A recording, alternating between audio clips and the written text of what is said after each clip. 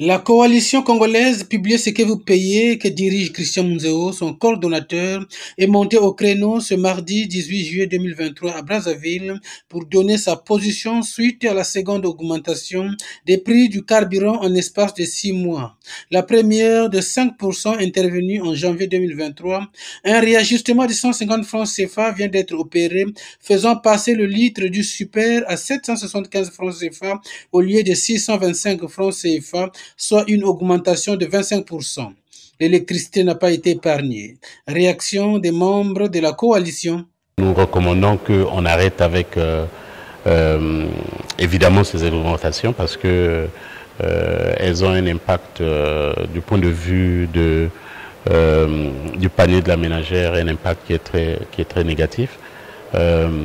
Nous avons recommandé que dans les négociations que le FMI a avec le gouvernement du Congo, que l'État du Congo puisse tout mettre en œuvre pour appliquer le mémorandum avec le FMI et donc que le gouvernement puisse mettre en œuvre l'ensemble des mesures pour lesquelles le gouvernement lui-même s'est engagé en matière de gouvernance, en particulier des ressources naturelles, de la responsabilité, la redevabilité en ce qui concerne la gestion des revenus. Et d'autre part,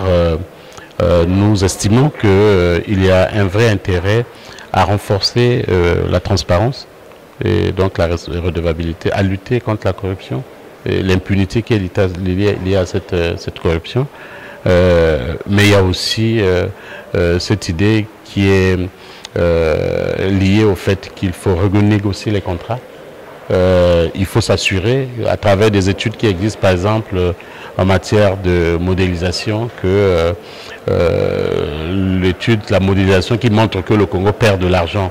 par an, au moins 1 milliard, n'est-ce pas, et tout, à travers la nature des contrats qui sont signés. L'idée ici, c'est de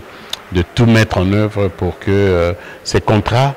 soient renégociés et que cela permette à l'État du Congo de gagner de l'argent parce que dans le contexte actuel, le Congo perd davantage des ressources financières au détriment du secteur privé, alors même que la ressource appartient aux Congolais. Et donc, nous considérons que le Congo et le FMI mettent l'accent sur la fin de la subvention, mais on peut voir que les subventions peuvent être certaines dérisoires, d'accord, en rapport même avec les montants, par exemple, que la Société nationale des pétroles du Congo doit à la CORAF. Et tout compte fait, ce que nous souhaitons, c'est que l'agenda en ce qui concerne la gouvernance publique soit toujours renforcé, de sorte que la transparence soit également renforcée, que l'obligation de rendre compte soit un partage et que par ailleurs les contrats soient également les contrats des accords justes et équitables qui donnent la possibilité au trésor public congolais de pouvoir disposer, recevoir les ressources importantes qui sont nécessaires au développement du pays. Les membres de la coalition congolaise Publiez ce que vous payez déplorent l'absence de mesures d'accompagnement après ces augmentations qui sont susceptibles de détériorer gravement le pouvoir d'achat déjà faible des Congolais.